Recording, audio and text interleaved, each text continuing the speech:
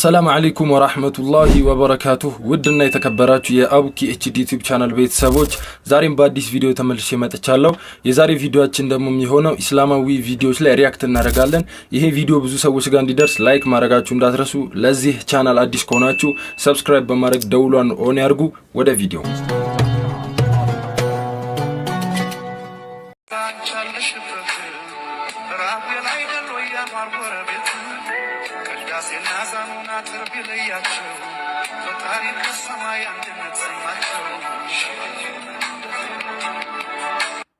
ሰላም አለይኩም ወራህመቱላሂ ወበረካቱ። ያ ጀማ እንዴት ቆያችሁ? አሁን አካባቢ ቲክቶክ ላይ ቪዲዮ ሳንሸራተት መግቢያ ላይ ያደረኩትን የነ ዩቲዩብ ቪዲዮ አየሁት። በነገራችን ላይ በቴዲ አፍሮ ሙዚቃ አንቺን በሃይማኖትሽ እኔም በሃይማኖቴ መኖር እንችላለን አይጠበኝም ቤቴ የሚለው በቄስና በሼህ ፎቶ ሙስሊሞችና ክርስቲያኖች አብረው እየበሉ አብረው እየሄዱ ምናምን ፎቶ እየተደረገ ብዙ ቪዲዮዎች ይሰራሉ፣ ብዙ መልእክቶች ይተላለፋሉ። ይሄን ቪዲዮ እንድሰራ ያደረገኝ ዩቲዩብ በሚሊዮኖች የሚቆጠሩ ተከታይ ያላት ያኛውን ክርስቲያኑ ልጅ እንደዚሁ በመቶ ሺዎች የሚቆጠሩ ተከታዮች ያሉት ይመስለኛል። ስንት ፎሎወር እንዳለው አላየሁም። ኤኒዌይስ ብዙ ሰው ያውቃቸዋል። እነዚህ ልጆች በታዋቂ ሰዎች አንቺን በሃይማኖትሽ እኔም በሃይማኖቴ አንድ ሙስሊምና አንድ ክርስቲያን መፋቀር ይችላሉ አይነት መልእክት ማስተላለፉ ጥሩ አይደለም።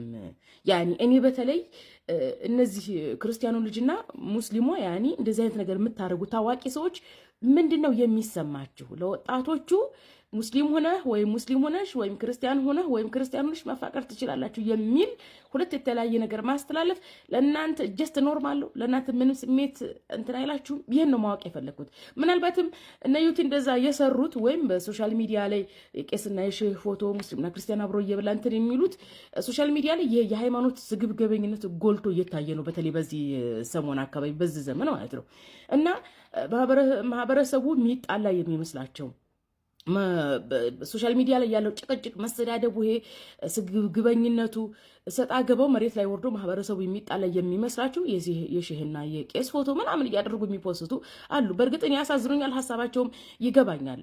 አብሽሩ፣ መሬት ላይ የሚወርድ ጸብ የለም። እዚሁ ሶሻል ሚዲያ ላይ ተንቦጫርቆ ይቀራል የሚል መልእክት ነው ማስተላልፈው ከበፊቱም ጀምሮ ማለት ነው። እዚህ ጋር ሊታወቅ የሚገባው ተከባብሮ መኖር ደስ ይላል።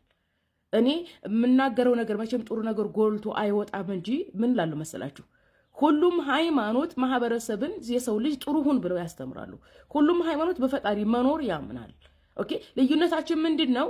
መለኮታዊ ያስተምሮ ነው እንጂ የሃይማኖት ስርዓቶች በቃ ኦልሞስት 95-98% ድረስ ይመሳሰላል። በነገራችን ላይ ልዩነቱ ምንድነው? መለኮታዊ ነጥብ ላይ ነው፣ የመለኮታዊ አስተምሮ ላይ ነው ልዩነታችን እንጂ የትኛውም ሃይማኖት ክፉ ሆነ አይልም፣ የትኛውም ሃይማኖት ስረቅ አይልም፣ የትኛውም ሃይማኖት ፈጣሪ የለም አይልም። ተግባብተናል። ምናልባት በዛ ስጋት ከሆነ የምትሰሩት እንደው ፎቶ ይበቃል። የሙስሊምና ክርስቲያን ተሰብስቦ የተነሳው ፎቶ ወይም የቄስና የሼህ ፎቶ ይበቃል እንጂ እንደዚህ በሚሊዮን የሚቆጠር ሰው የሚያውቃችሁ ሰዎች ሆናችሁ ችግር የለውም። ያንተ ሃይማኖት ሌላ ነው፣ የኔ ሃይማኖት ሌላ ነው። ብንፈቃቀር ወይም ብንጋባ ጀስት በጣም ነው እንትን የሚለው ጥሩ አይደለም። ያኔ እኔ የሃይማኖታዊ ኮንቴንት ስለምሰራ ወይም እንደ ሃይማኖት እንትን ስለምን ሊከብደኝ እንዴት ልል እችላለሁ? የእናንተን ስሜት ነው እኔ ማወቅ የምፈልገው። ያኔ ጀስት ኖርማል ነው።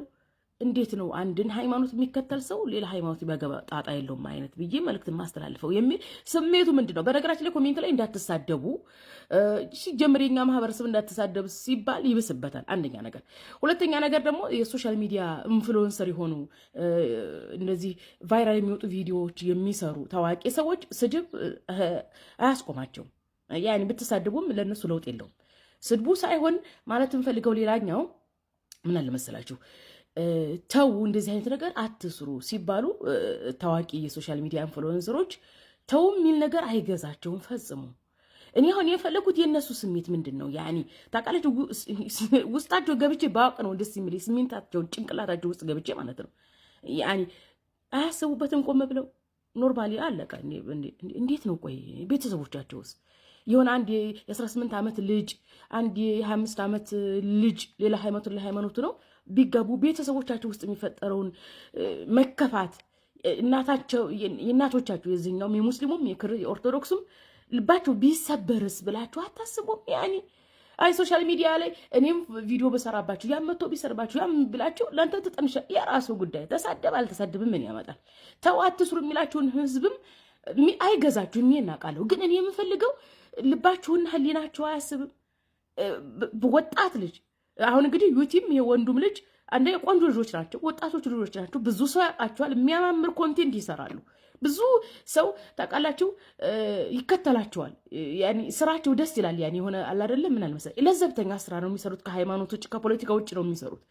ሰው ፖለቲካና ሃይማኖት በጣም ስለሰለቸው የሚያዩ በቃ ይሄ አርት የሆነ ነገር አለ አይደል ለዘብተኛ የሆነ ነገር ወጣቶቹ የሚሰራቸው አጫጭር ነገር ነው የሚከታተለው። ዝባዝንክ የሚያወራ ስለ ሃይማኖት የሚጨቃጨቅ ብዛት የሚያዳምጥ የለም።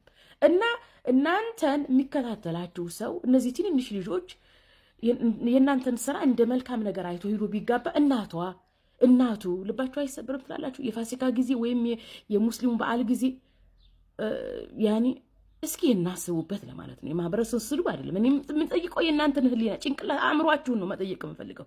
በመጨረሻም ግን ልጁ ጫት ይዟል። ይሄ ክርስቲያኑ ልጅ ከዩቲዩብ ጋር እንትን የሰራው ወገናችን እኔ ቪዲዮዎችን አያለሁኝ። ያኔ የምትሰራቸው ኮንቴንቶች አሉ። ማስታወቂያዎች የምትሰራቸው ቪዲዮዎች አሪፉ ቪዲዮዎች ናቸው። እና ያው ጫት ከእስልምና ሃይማኖት ጋር አይገናኝም። በእስልምና ሃይማኖት የሰው ልጅ የሚጎዳ ነገር ማንኛውም ነገር ጸያፍና የተከለከለ ነው። የሰው ልጅ ሊጎዳ የሚችል ነገር መሸጥም ሆነ ለሚሸጥ ሰው መተባበር ክልክል ነው። ለምሳሌ በጣም መልካም የሚባሉ ሙስሊሞች በሱቃቸው ጫት አይሸጡም፣ ሲጋራ አይሸጡም። የሰው ልጅ የሚጎዳ ነገር አያደርጉም። እና ጫት የሙስሊም መገለጫ አይደለም። ጫት የሆነ አካባቢ የተለመደ ዛሬ እኮ ዱርዬ ሁሉ እየቃሙ መደበር ያደርጉታል። ጫት የዱርዬ ጊዜ ማሳለፊያ፣ የቦዘኔ ጊዜ ማሳለፊያ ነው እንጂ በእስልምና ሃይማኖት ፈጽሞ የሚታወቅ አይደለም። ይህንን መልእክት እንዲደርስ ተስፋ አደርጋለሁኝ። ኮንቴንቶችህ አሪፎች ናቸው። ዩቲዩብ ያው አሪፍ ነገሮች ነው የምትሰሪው እና እንደዚህ አይነት ነገሮች አትስሩ ባካችሁን። ወጣቶች ናቸው እንደው ነው የምለው። ሌላኛው ደግሞ ልጁ እንትኑን ከዩቲዩብ ጋር ሰራው ቪዲዮ ላይ ረጅም ተስቢህ ይዟል አይደለ? ሺኢላ አለ። እስኪ ነገሩኝ። ረጅም ተስቢህ ፈልጋለሁ። ተስቢህ የለኝም፣ ተስቢህ ማደርግበት ማለት ነው በመጨረሻ ማለት ነው። ኧረ እንደው ግን ምን ይሻላል ወላሂ። እነዚህ ልጆች ጭንቅላት ውስጥ ገብቼ አእምሯቸውን ህሊናቸውን ነበር መጠየቅ የምፈልገው። በሚሊዮን የሚቆጠር ተከታይ ያለው ሰው እንዴት ይሄን ያደርጋል? ኧረ ተው ግን ተው። ያኔ እንዲሁ የምታምልኩት ፈጣሪ ፍሩ። ያኔ ማህበረሰብን እንዲሁ ልቅልቅ ዝብርቅርቅ አይነት መልእክት ተዘበራረቁ አይነት መልእክት ማስተላለፍ ነው። ሁሉም ራሱን ይቻል። ነገር ግን ሁሉም ራሱን ችሎ ሌላውን ያክብር፣ ሌላውን ይውደድ፣ የሌላውን አይንካ ማለቱ ኸይር ነው። ነገር ግን አንተም ተጋቢ አንቺም ተጋቢ ላ ሰሜንና ምስራቅ ተገናኝቶ አያውቅም። ምዕራብና ደቡብ ተገናኝቶ አያውቅም። ደቡብና ሰሜን፣ ምስራቅና ደቡብ አይነት ድብልቅልቅ አታደርጉት ፕሊዝ እባካችሁ።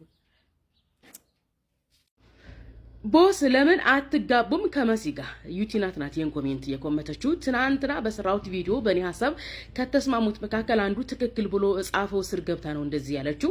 መስሚያቸው ጥጥ ነው በነገራችን ላይ ብያችኋለሁ። ሶሻል ሚዲያ ላይ ታዋቂ ኢንፍሉዌንሰር የሆኑ ሰዎች ስድብም ሆነ ምክርም አይገዛቸውም። በነገራችን ላይ ዩቲናስ አንቺና መሰሎችን ማንም ሰው እኔ አልመክርም። ምክር እንደማይሰሙ ካሁን በፊትም ተናግሬያለሁ። ሶሻል ሚዲያ ላይ ኢንፍሉዌንሰር የሆኑ ሰዎችን እመክራለሁ ብላችሁ አፋችሁን አታበላሹ ብያለሁ። እኔ አልመከርኩሽም። ሰዎችም እንዳይሰድቡሽ ትናንትና ጠይቃለሁኝ። ደስ የሚለው አልሰደቡሽም። በዙ አጋጣሚ ሰው ስድብ ቀንሷል።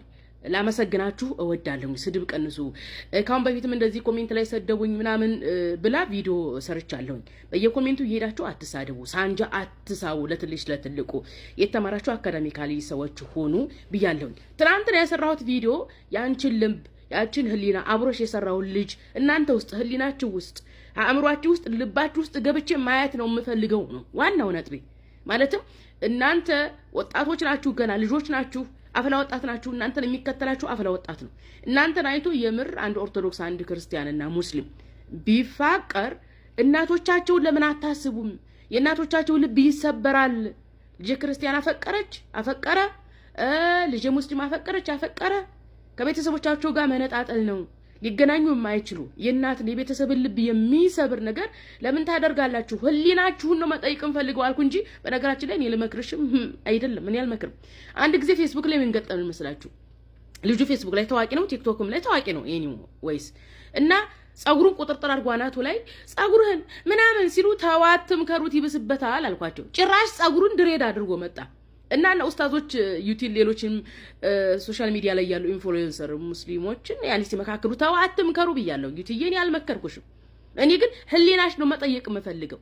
በነገራችን ላይ ካቢላ ከቲክቶክ ካምፓኒ በላይ ብዙ ፎሎወር ያለው ሰው ነው። ሰዎችን የሚጎዳ ነገር ሶሻል ሚዲያ ላይ ሚሊዮን ብር ቢከፈለኝም አልሰራም ነው ያለው። እና እንደው ለህሊናችሁ ምንድነው ጥያቄያችሁ? ሰዎችን ሊጎዳ የሚችል ነገር የማይጠቅም ነገር ለሰው ማሳየት ብዙ ሰው ዘንድ እንዲደርስ ማድረግ ህሊናችሁ ምን ይላል የሚል ነው እንጂ ለመክርሽ አይደለም። እኔ መቼም አልመክርሽም። የሚመክርሽን ሰው አትምከሩ ነው የምለው። ያኔ መምከር አፍ ማበላሸት ነው። በዚህ ጊዜ ተስማምተና ያኔ ገብቶሻል ሐሳቢ እንደዛ ለማለት ነው። ደግሞ ይሄን ኮሜንት ትቆምጫለሽ ብዬ ገምቼ አልገመትኩም በጭራሽ። ይገርማል።